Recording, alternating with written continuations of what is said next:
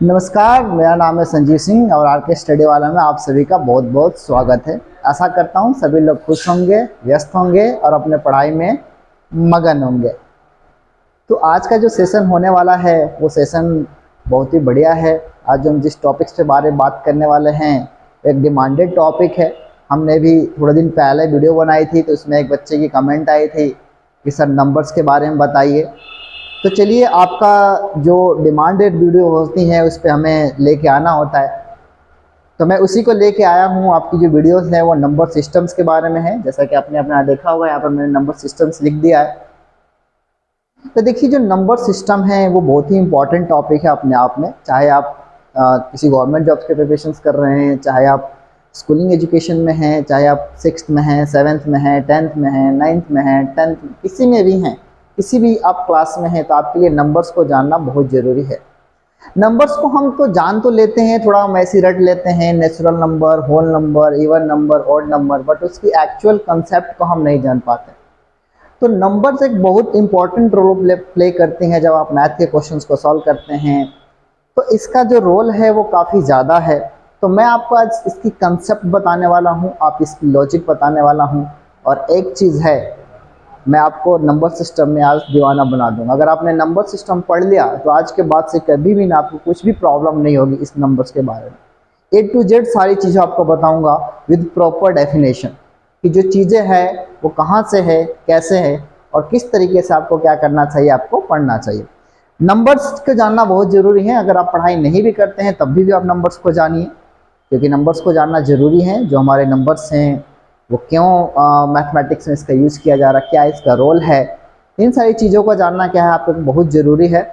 So please, और हाँ, जिस बच्चे ने ये वीडियोस डिमांड की है वो आप प्लीज़ आप इसको देखिए, आप अपने कंसेप्ट को समझिए। आपके कंसेप्ट आज क्लियर हो जाएंगे और उसके बावजूद भी अगर कोई डाउट होता है तो आप इस वीडियो को बार बार देखते रहना।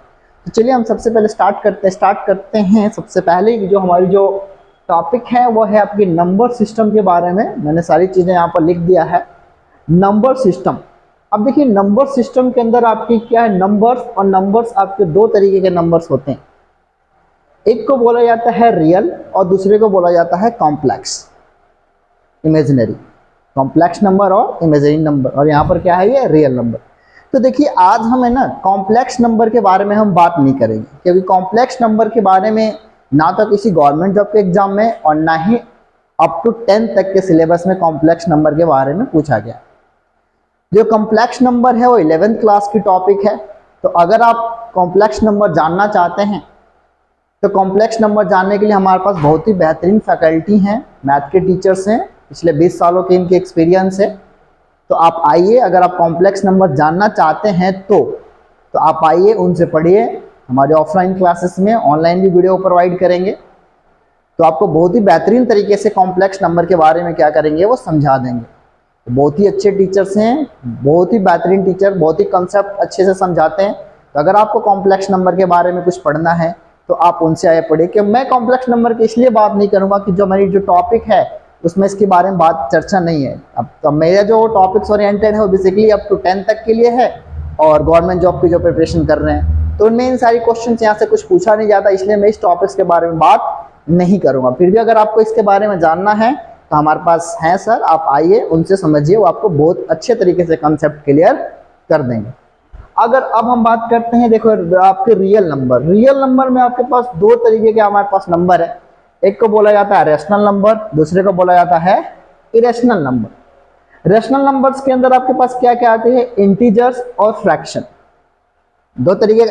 ये जो भी मैं आपके यहाँ पर बता रहा हूँ, ये rational number, irrational number, integers, fractions, सबसे पहले ना ये मैं आपको ना एक ओवरव्यू दे रहा हूँ, ये आपको नंबर ट्री समझा रहा हूँ। इसको क्लासिफाइड किया है मैंने। जब ये क्लासिफिकेशन सारा ये खत्म हो जाएगा तो 1 by 1 करके आपको सारी चीजें समझा दूंगा। ये वीडियो थोड़ी लंबी होगी, बट आपको क्या करना है, शुरू से एंड तक देखना। सबसे पहले मैं आपको ये बता रहा हूँ, ये जो नंबर सिस्टम है, नंबर सिस्टम के अंदर जो एक नंबर ट्री होती है, उसकी सारे ट्री के जो हमारे जो ब्रांचेज है वो ब्रांचेज सबसे पहले मैं आपको बता रहा हूँ। इरेशनल नंबर, इरेशनल नंबर, उसके बाद एक एक करके इन सबको क्या करेंगे, समझेंगे कि क्या है ये रेशनल नंबर। तो अब देखिए यहाँ पर आपके पास क्या आ गया, ये आपके पास आ गया रेशनल नंबर, इंटीजर्स और ये फ्रैक्शन। अब आपके इंटीजर्स के अंदर हमारे पास क्या होते हैं, तीन तरीके के हमारे पास इंटीजर्स हैं। अगर मैं इंटीजर्स की बात करूं तो इंटीजर्स हमारे पास कितने तरीके के हैं, तीन तरीके के क्या है integers, positive integers, negative integers और zero. Positive integers, negative integers और जीरो। और अगर मैं फ्रैक्शंस की बात करूं तो फ्रैक्शंस क्या होते हैं, फ्रैक्शंस भी तीन तरीके के होते हैं, प्रॉपर फ्रैक्शंस, इम्प्रॉपर फ्रैक्शन और मिक्स्ड फ्रैक्शन। प्रॉपर फ्रैक्शंस के बारे में बात करूं तो जो हम P अपॉन Q में लिखते हैं वो फ्रैक्शन होता है। तो इसमें क्या होता है कि इसमें जो P जो है लेस देन Q होती है तो क्या होता है वो प्रॉपर फ्रैक्शन होता है। P जो है ग्रेटर देन होती है Q से तो क्या होता है इम्प्रॉपर फ्रैक्शन। और मिक्स फ्रैक्शन होते हैं जो आप इसको मिक्स करके लिख देते हैं, जैसे 1/2, तो ये आपकी क्या आ जाती है, आपकी मिक्स फ्रैक्शन आ जाती है। इसके सारे एग्जांपल्स अभी समझेंगे। तो आपका क्या है, ये फ्रैक्शंस में आ गया, प्रॉपर फ्रैक्शंस, इम्प्रॉपर फ्रैक्शन और ये मिक्स्ड फ्रैक्शन। अब उसके बाद आगे देखते हैं कि जो आपके पास है नंबर बेस्ड ऑन फैक्टर। मैंने यहाँ पर लिखा है कि नंबर बेस्ड ऑन फैक्टर। देखिए नंबर बेस्ड ऑन फैक्टर में क्या होता है, सबसे पहले आपको मैं बताऊंगा कि जो फैक्टर है वो फैक्टर क्या चीज होती है। तो देखिए फैक्टर क्या होते हैं, फैक्टर वो चीज होती है जो किसी को डिवाइड कर दे। जैसे मैंने आपको कहा 24, तो 24 को कौन कौन सी ऐसी संख्या जो डिवाइड कर सकती है, 1, 2, 3, 4, 6, 12 एंड 24। तो अगर मैं कहूं कि 24 के कौन कौन से फैक्टर हैं, तो ये सब नंबर है जो उसको डिवाइड कर दी। तो फैक्टर वो चीज होती है जो किसी नंबर को क्या कर दे, डिवाइड कर दे। तो 24 को डिवाइड करने वाली नंबर 1, 2, 3, 4, 6, तो ये सारी क्या है, ये फैक्टर है। तो फैक्टर के बेस पे भी नंबर को क्या किया जाता है, क्लासिफाइड किया जाता है। और उसमें आपको आता है प्राइम नंबर, को प्राइम नंबर और ये कंपोजिट नंबर। अगर मैं आपके प्राइम नंबर के बारे में बात करूं तो प्राइम नंबर क्या होते हैं, तो प्राइम नंबर क्या होते हैं, the number having only 2 factors. The number having only 2 factors, यानी वो संख्याएं जिसके केवल क्या होते हैं, 2 फैक्टर्स होते हैं, उसे क्या कहा जाता है, उसे प्राइम नंबर कहा जाता है। को प्राइम नंबर क्या कहा जाता है कि कोई भी ऐसी दो नंबर जिसका कॉमन फैक्टर जो है वो 1 होना चाहिए। कोई भी ऐसी दो नंबर ले लो, चाहे वो दोनों प्राइम हो या चाहे एक प्राइम हो एक नॉन प्राइम हो, उनका जो कॉमन फैक्टर होना चाहिए वो क्या होना चाहिए, 1 होना चाहिए। तो ये क्या हो जाती है, वो को प्राइम नंबर हो जाती है। कंपोजिट नंबर क्या होती हैं, तो कंपोजिट नंबर के बारे में अगर हम बात करें तो कंपोजिट नंबर होती हैं कि number having more than 2 factors. एक नंबर जिसके 2 से ज्यादा फैक्टर्स होते हैं उसे क्या कहा जाता है, उसे कंपोजिट नंबर कहा जाता है। जैसे कि हमारा 9, अगर हम 9 को लेते हैं तो 9 के कौन कौन सी ऐसी संख्या जिसको डिवाइड करेगी, 1, 3, 9। इसके कितने फैक्टर्स हो गए, इसके 3 फैक्टर्स हो गए। तो अगर इसके 3 फैक्टर्स हो गए तो ये क्या होगी, ये कंपोजिट नंबर हो गई। तो मैंने क्या बताया आपको, प्राइम नंबर। प्राइम नंबर बच्चों क्या होती हैं कि प्राइम नंबर को हिंदी में क्या बोला जाता है, अभाज्य संख्या बोली जाती है। तो अभाज्य संख्या कौन सी संख्या होती है, जिसके केवल 2 गुणनखंड होते हैं। अगर इंग्लिश में बोले कि प्राइम नंबर तो उसके कितने फैक्टर होंगे, सिर्फ 2 फैक्टर होंगे। अगर 2 फैक्टर्स हैं उसके तो क्या है, वो प्राइम नंबर है और हिंदी में अभाज्य संख्या है। उसके बाद आप आते हैं यहाँ पर को प्राइम नंबर। को प्राइम नंबर में क्या होता है, को प्राइम को हिंदी में क्या बोला जाता है, सह अभाज्य बोला जाता है। सह अभाज्य क्या होगी, जिसका जो एचसीएफ होगा, 2 नंबरों का जो एचसीएफ होना चाहिए वो क्या होना चाहिए, 1 होनी चाहिए। अगर कोई भी ऐसी 2 नंबर हो जिसका एचसीएफ 1 है तो क्या हो जाएगी, वो सह अभाज्य हो जाएगी। उसके बाद हम बात करते हैं कंपोजिट नंबर। कंपोजिट नंबर को हिंदी में कहा जाता है भाज्य संख्या, यानी वो संख्या जो क्या हो जाए, जो किसी नंबर से क्या हो जाए, भाग्य हो जाए, उसके फैक्टर्स जो हैं 2 से ज्यादा होती है, यानी उसके गुणनखंड क्या होंगे, 2 से ज्यादा। जैसे कि मैंने एग्जांपल दिया था 9, 1, 3 और 9। तो ठीक है, आपको इसको 2 बार मैंने इसको समझा दिया, तो आशा करता हूं कि आपको ये समझ में आ गई होगी। तो ये है हमारा क्या है, प्राइम नंबर, को प्राइम नंबर और ये कंपोजिट नंबर। चलो अगला पेज देखते हैं। अगले पेज में देखो हमने रेशनल नंबर को उठाया है। रेशनल नंबर को हिंदी में क्या कहा जाता है, परिमेय संख्या। रेशनल नंबर को हिंदी में क्या कहा जाता है, परिमेय संख्या। और रेशनल नंबर के देखिए बच्चों 3 कंडीशन होती है। पहला कंडीशन क्या है कि that can be written as p by q, यानी वो संख्या जिसको हम p बटे q के रूप में क्या कर सकते हैं, लिख सकते हैं, पहला कंडीशन। दूसरा कंडीशन क्या होगा, p and q should be integers. ये क्या होने चाहिए, ये इंटीजर्स होने चाहिए। इंटीजर्स कहने का मतलब है कि आपका 1, 2, 3, -1, -2, -3 रूट नहीं होनी चाहिए। √2 √3 इस तरीके की संख्या नहीं होनी चाहिए। तीसरा कंडीशन क्या है बच्चों, तीसरा कंडीशन में कह रहा है कि q शुड बी नॉट 0, और यहाँ पर जो ये q है वो 0 नहीं होना चाहिए। जैसे 1/, आपका ये 0 नहीं होना चाहिए। अगर ये कोई भी ऐसी संख्या है इन तीनों कंडीशन को क्या करती है, सेटिस्फाई करती है, तो हम उसको बोलेंगे कि क्या है, रेशनल नंबर है। रेशनल नंबर का मतलब क्या है, ये एक परिमेय संख्या है। उसके बाद हमें क्या बताएं, रेशनल नंबर के अंदर ही इसको दो भागों में और इसको तोड़ा है। रेशनल नंबर को और इसको क्या किया है, इसको दो भागों में और तोड़ दिया, टर्मिनेटिंग और यहाँ पर क्या हो गया, ये नॉन टर्मिनेटिंग। टर्मिनेटिंग और नॉन टर्मिनेटिंग। टर्मिनेटिंग क्या होती है, नॉन टर्मिनेटिंग क्या होती है, ये सारी चीजों को मैं बताऊंगा अभी मैं सिर्फ आपको ओवरव्यू दे रहा है। नंबर का जो ट्री है, उसका ब्रांच जो है, उसकी जो डाली है, उसके बारे में अभी हम समझने की कोशिश कर रहे हैं। डालियों को क्या रोल होता है, वो अभी थोड़ा देर बाद हम सारी इन चीजों को क्या करेंगे, समझेंगे। तो यहाँ पर देखिए आपका क्या आ गया, टर्मिनेटिंग, और यहाँ पर क्या आ गया, नॉन टर्मिनेटिंग। अगर कोई भी आपका जो नंबर है, कोई भी आपका क्या है, कोई भी अगर आपका क्या है नंबर है, और वो अगर टर्मिनेटिंग में है, तो अगर क्या है, वो टर्मिनेटिंग है, तो वो क्या होगी, वो रेशनल नंबर होगी। और अगर नॉन टर्मिनेटिंग में है, तो नॉन टर्मिनेटिंग में भी क्या होती है बच्चों, दो कंडीशन होती है। अगर आपकी नंबर अगर क्या है, नॉन टर्मिनेटिंग है, तो उसमें दो कंडीशन होती है, या तो वो क्या होगा, रिपीटिंग होगी, या फिर वो नॉन रिपीटिंग होगी। अब रिपीटिंग और नॉन रिपीटिंग क्या होती है, उसको हम जानेंगे अभी थोड़ा देर में। बट अगर ये क्या है, अगर वो नॉन टर्मिनेटिंग है, और नॉन टर्मिनेटिंग के अंदर दो कंडीशन, या तो वो रिपीटिंग होगी या वो नॉन रिपीटिंग होगी। अगर वो रिपीटिंग है तो रेशनल नंबर है, और अगर नॉन रिपीटिंग है तो क्या है, वो इरेशनल नंबर है। तो ये चीज आपको क्या करनी है, ये सारी चीज आपको क्या करना है, ये जानना है नंबर सिस्टम में। अब इतने जो मैंने आपको जिसमें एलोबरेट करके जो मैं पढ़ाया हूँ, जो आपको जो क्लासिफिकेशन किया हूँ, ये चीज आप लोग नहीं पढ़ते हो। आप डायरेक्टली जाके पढ़ लेते हो even number, odd number, but आपको समझ में नहीं आता कि इवन नंबर आया कहाँ से, ऑड नंबर किसके पार्ट है। एक सिंपल सी आपको क्वेश्चन देता हूँ, अगर आपको पता होगा तो आप कमेंट में जरूर इसको टाइप करना। Is all integers are real number? Is all integers are real number? अगर ये आपका, अगर इसका आंसर होगा, आपको पता होगा, तब इसका आंसर ये यस या नो में जरूर देना कि क्या है। अगर आप इस तरीके के क्वेश्चंस अगर एग्जामिनर आप में पूछता है, अगर आपने कंसेप्ट को नहीं समझा है, आपने रियल नंबर को नहीं समझा है, आपने इंटीजर्स को नहीं जाना है, तो आप इस क्वेश्चन को आंसर नहीं कर पाओगे। इंटीजर्स में बच्चों से बात होती है इंटीजर्स के बारे में, तो इंटीजर्स में बता देते हैं कि ये जो इंटीजर्स होता है कि नंबर लाइन, ये नंबर लाइन है, यहाँ आपका जीरो होता है, यहाँ प्लस होता है, ये माइनस, ये इसको इंटीजर्स। तो आप इंटीजर्स को आप जानते तो हैं, लेकिन प्रॉपर तरीके से नहीं जानते हैं। तो आप प्रॉपर तरीके से जानिए। अगर आप प्रॉपर तरीके से जानेंगे, जब भी आप एग्जाम में बढ़िया परफॉर्मेंस कर पाएंगे। चलिए एक बार हम बैक चलते हैं, अब इस चीजों को हम समझने की कोशिश करते हैं। देखिए यहाँ पर आ गया आपका नंबर सिस्टम में आपका रियल नंबर। रियल नंबर में मैंने आपको बता दिया था यहाँ पर आपका रेशनल और ये इरेशनल। अच्छा, इरेशनल क्या होती है? तो देखो बच्चों, इरेशनल समझने का क्या है कि जो रेशनल नहीं होगी वो इरेशनल होगी, जो रेशनल नहीं होगी वो क्या होगी, वो इरेशनल होगी। वैसे इरेशनल का डेफिनेशन ये होता है कि जिसको हम P/Q के रूप में नहीं लिख सकते हैं। जैसे √3, जैसे यहाँ पर मैं क्या कह सकता हूँ, यहाँ पर मैं इसको लिख सकता हूँ कि आपका क्या हो गया √3, या आपका हो गया √4, मैंने लिख दिया यहाँ पर ये √5। तो ये सारी चीज क्या थी हमारी, ये इरेशनल नंबर होती हैं।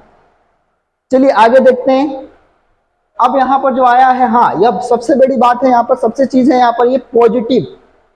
इंटीजर्स के कितने पार्ट होते हैं, पॉजिटिव, नेगेटिव और ये जीरो। अब पॉजिटिव नंबर के अंदर है ना, पॉजिटिव नंबर के अंदर बहुत सारी चीजें आती है। चलिए इसको थोड़ा सा मैं इसको इरेज कर देता हूं, यहाँ पर कुछ मेरे को लिखना है, तो ये मैंने इसको क्लीन कर दिया।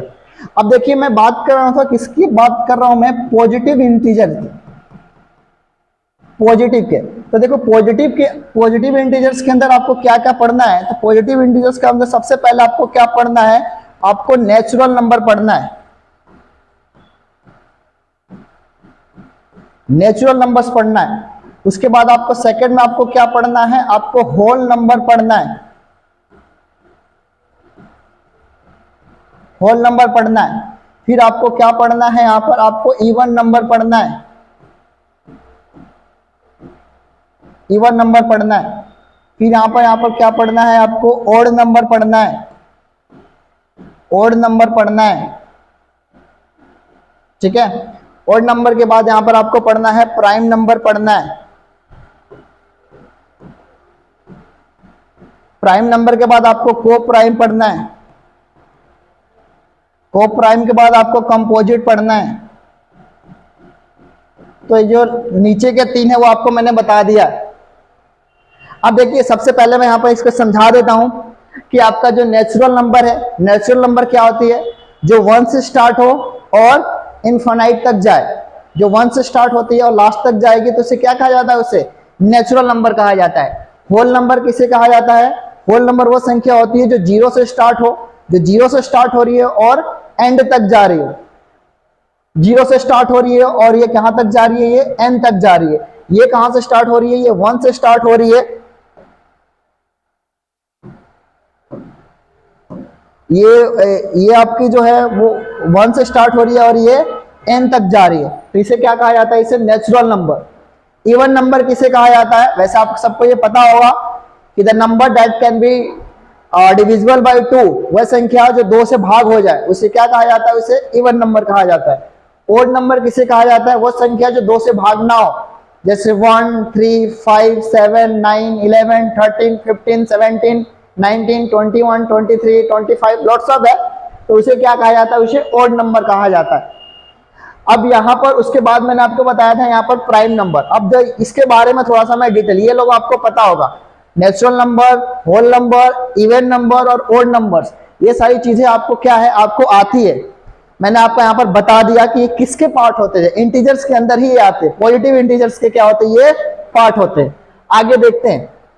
अब जो बेसिकली जो मेरे को आपको कराना है वो ये था कि हम प्राइम नंबर के बारे में बात कर रहे थे। तो मैंने प्राइम नंबर के बारे में बात क्या किया? जैसे मैंने यहाँ पर लिया 7। अब 7 की क्या क्या फैक्टर हो सकता है? 1 और ये 7। तो प्राइम नंबर वो संख्या होती है, जैसा कि मैंने बताया था, जिसके कितने फैक्टर हो? सिर्फ 2 फैक्टर हो। तो 7 के कितने फैक्टर है? 1 एंड 7। उसके बाद देखो यहाँ पर 2 का अगर मैं बात करूं तो 2 के कितने फैक्टर है? 1 और ये 2। तो इससे ही एक डेफिनेशन के तौर पर अगर आप बुक्स में पढ़ेंगे तो वहां पर लिखा होता है कि वह संख्या जो 1 से और अपने आप से भागो उसे क्या कहा जाता है? उसको प्राइम नंबर कहा जाता है। तो थोड़ा सा मैंने आज कुछ यूनिक देने की कोशिश किया, थोड़ा सा मैं तो आपको नया बता रहा हूं कि फैक्टर जिसके 2 फैक्टर होते हैं, ठीक है। इसमें आपका कंफ्यूजन क्या होगा? जो आपका जो डेफिनेशन है स्कूलिंग एजुकेशन, अब जो आपका स्कूल में जो डेफिनेशन आपको बताई जा रही है उसमें क्या बताया जा रहा है कि वह संख्या जो एक अपने आप से भागो और एक से भागो। जैसे जब मैं बच्चों से पूछता हूं अच्छा ये बताओ एक क्या है, तो वो नहीं बता पाते हैं कि जो एक है वो क्या है, तो ये अभाज्य संख्या है या नहीं है, क्योंकि उनका डेफिनेशन फिर उस चीज में उसको डेफिनेशन जो याद किए हैं उस डेफिनेशन से इसका आंसर नहीं दे पाएंगे। तो इसीलिए आपको ये डेफिनेशन, आपको ये लेटेस्ट डेफिनेशन आपको लेना है। मॉडिफिकेशन वाला ये डेफिनेशन है कि number having 2 factors is called a prime number. तो आपका ये आ गया, जैसे 2 आ गया और ये क्या आ गया? ये 7 आ गया। अच्छा 2 के बारे में, 2 एक इकलौते क्या है? इकलौता नंबर है जो क्या है? जो इवन है। जो क्या है? जो इवन है और वो प्राइम नंबर भी है।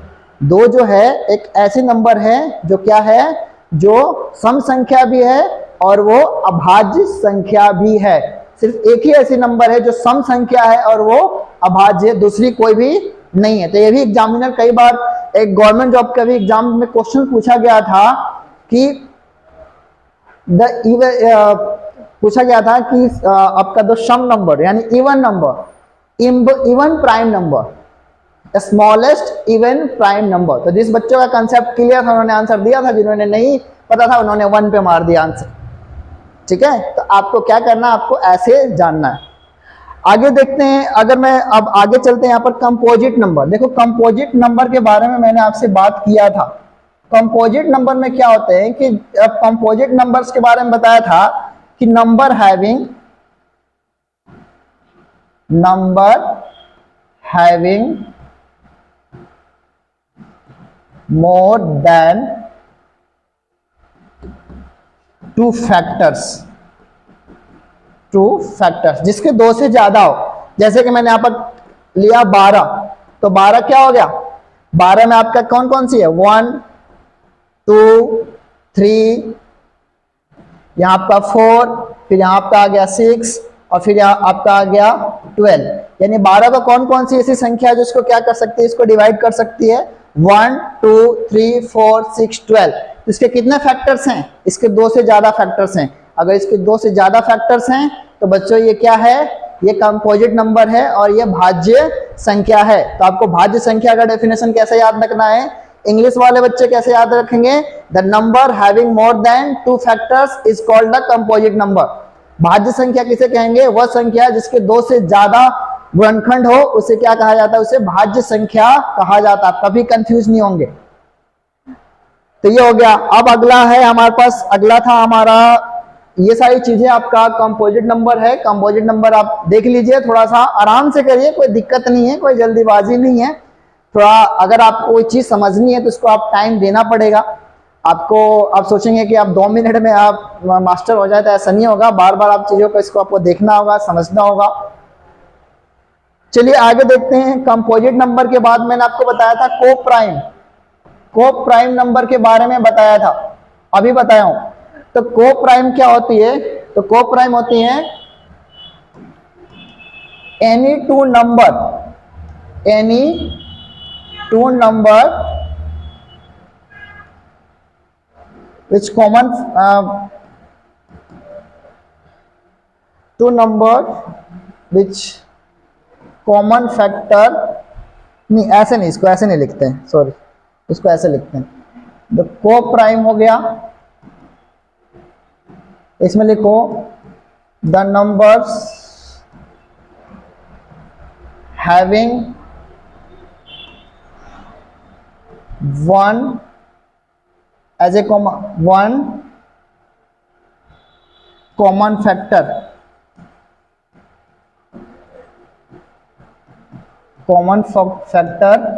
is called co-prime number। यानी वो संख्याएं जिसका जो HCF है, महत्तम समापवर्तक बोला जाता है, वो क्या होना चाहिए, 1 होना चाहिए। जैसे मैंने लिया यहाँ पर लिया 5 और 7, तो 5 के क्या क्या इसके फैक्टर हैं, कॉमन फैक्टर 5 के क्या है, 1 और ये 5, और यहाँ इसके फैक्टर कौन कौन से हैं, तो 1 और 7।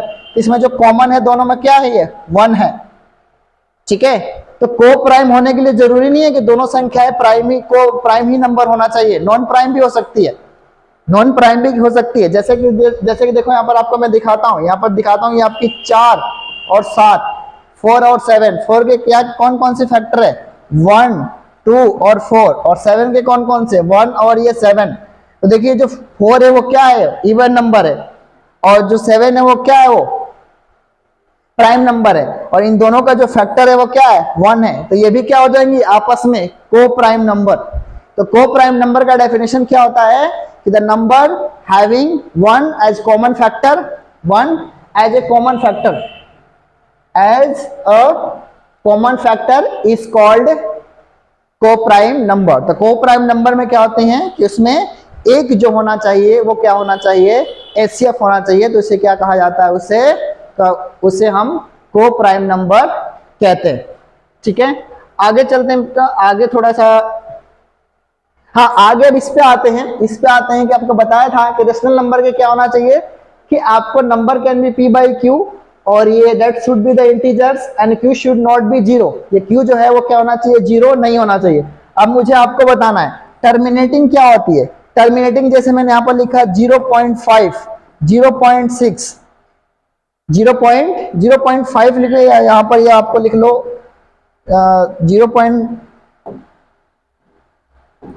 0.5 यहाँ पर लिख लिया 0. जो टर्मिनेट हो जाती है, जो पूरी तरीके से, जिसको बोला जाता है शांत, हिंदी में क्या बोला जाता है, शांत, और इसको क्या बोला जाता है, अशांत।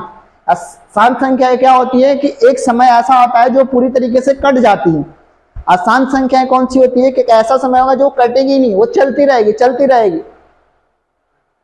तो इसे क्या कहा जाता है, इसे शांत संख्या और इसे अशांत। अगर देखिए, अगर वो शांत है यानी वो टर्मिनेटिंग है, तो ये क्या होगा, ये रेशनल होगी। तो ये क्या हो जाएगी, ये रेशनल होगी।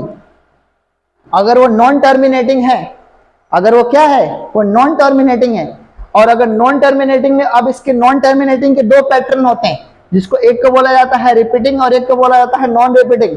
जैसे मैंने यहाँ पर लिखा 0.3333, तो क्या हो रही है, ये रिपीट कर रही है, जिसको आप क्या कर देते हो, 0.3 के ऊपर क्या लगा देते हो, बार लगा देते हो, ठीक है। और नॉन रिपीटिंग क्या होती है, नॉन रिपीटिंग मैंने लिखा 0.456789 ये क्या हुआ, ये देखो ये रिपीटिंग नहीं हो रही है। रिपीटिंग का मतलब क्या होना चाहिए कि वो पैटर्न पे रिपीट कर रही है, इसका पैटर्न है 333 हो रही है, बट यहां पर क्या हो रहा, 0 फिर 4 5 6, सॉरी यहाँ पर 4 5 6 के बाद आप लिख सकते हैं यहाँ पर 1 2 3, तो यहाँ पर क्या हो रहा, फिर उसके बाद आपने लिख दिया 7 8 9, तो ये क्या, इसमें कोई पैटर्न फॉलो नहीं कर रही है। तो अगर ये पैटर्न फॉलो नहीं कर रही है तो क्या हो जाएगी, ये नॉन रिपीटिंग। और अगर ये नॉन रिपीटिंग है तो क्या, इरेशनल है। तो आज हम यहाँ पर शांत और अशांत में समझो, शांत है तो क्या है, वो परिमेय संख्या है, ठीक है। और अशांत में अगर वो क्या है, वो रिपीटिंग है तो क्या है, वो रेशनल नंबर है। और नॉन रिपीटिंग है तो क्या, इरेशनल है। इंग्लिश में एक बार समझते हैं कि अगर टर्मिनेटिंग है तो रेशनल है, नॉन टर्मिनेटिंग में क्या कंडीशन है, दो कंडीशन है, अगर रिपीटिंग है तो रेशनल है, और अगर नॉन रिपीटिंग है तो क्या है, वो इरेशनल है। अब आपको एक बहुत ही मजेदार चीज बताने वाला हूं, उस चीज को आप देखना। और जो मजेदार चीज है वो क्या है कि देखिए, अगर आप कॉन्सेप्ट को नहीं समझा ना, तो आप एक क्वेश्चन है जिसका मान होता है, पाई का मान क्या होता है, 22/7। क्या आप लोग मेरे को बताएंगे कि जो 22/7 है वो परिमेय संख्या है या अपरिमेय संख्या है। देखिए बेटा, अगर आपने सिर्फ ये डेफिनेशन पढ़ा है ना कि P/Q के रूप में जो संख्या लिखी जाती है वो परिमेय संख्या है, तो आप यहाँ पर गलत हो जाएंगे। और मैं आपको श्योरिटी के साथ बोल रहा हूँ कि यहाँ पर 95% लोग गलत हो जाते हैं, कि उनको पता ही नहीं होता है कि जो पाई है वो क्या है, वो रेशनल है या इरेशनल है, परिमेय संख्या है या अपरिमेय संख्या है। तो मैं आपको बताता हूं कि ये क्या है, ये जो पाई का मान होता है ना 22/7, वो इरेशनल नंबर होती है, अपरिमेय संख्या होती है। क्योंकि ये जो पाई जो है, ये 22/7 है, वो क्या है, वो नॉन रिपीटिंग है। आप इसका मान 22/7 का मान आप निकालते रहिए, आप मिलियन तक निकालिए, ट्रिलियन तक निकालिए। आपको एक बात बताऊं, अगर आपके पास कोई काम नहीं है ना, तो आप पाई का मान निकालिए, आप फेमस हो जाएंगे, आपकी जिंदगी कट जाएगी, लेकिन पाई का मान कभी प्रॉपर आ ही नहीं सकता है, क्योंकि नॉन रिपीटिंग है, ये चलती रहेगी, ठीक है। तो ये नॉन रिपीटिंग है, तो इसीलिए इस नॉन रिपीटिंग के होने की वजह से ये P/Q के फॉर्म में तो है, लेकिन क्या है, ये नॉन रिपीटिंग है। तो अगर ये नॉन रिपीटिंग है तो ये कभी भी क्या हो सकती है, वो रेशनल नंबर नहीं हो सकती है। इसलिए जो पाई जो है 22/7 है, वो क्या होती है, वो इरेशनल नंबर है, ये रेशनल नंबर नहीं है। तो जिन बच्चों ने ये डेफिनेशन पढ़ा है कि P/Q के रूप में जो संख्या लिखी जाती है वो परिमेय संख्या होती है, वो आज यहाँ पर वो गलत हो जाएंगे। तो मेरे बच्चे जो हमारे से पढ़ रहे हैं वो गलत नहीं होंगे। इसीलिए हम चाहते हैं कि आपको गलत शिक्षा नहीं देनी है, आपको बढ़िया शिक्षा देनी है और क्वालिटी एजुकेशन देने हैं। तो इन सारी चीजों को आपको क्या करना है, समझना है। और आपका जो डिमांडेड वीडियो है, जिस बच्चे ने कमेंट किया था, वो आप इसको बार बार देखिए, समझिए, आपके लिए लाएं। और भी किसी को किसी टॉपिक्स पर अगर आप चाहते हैं, आपका कंसेप्ट क्लियर नहीं है, तो आप हमें बताइए, हम आपके लिए वीडियो लेके आएंगे और मजेदार सेशन लेके आएंगे। होप, आशा करता हूं कि ये सारी चीजें आपको समझ में आई है। अगर आपको समझ में आई है तो इसको बार बार देखिए, समझिए, दोस्तों में शेयर कीजिए, ठीक है। और ये कहीं ना कहीं आपके लिए नया होगा 22/7।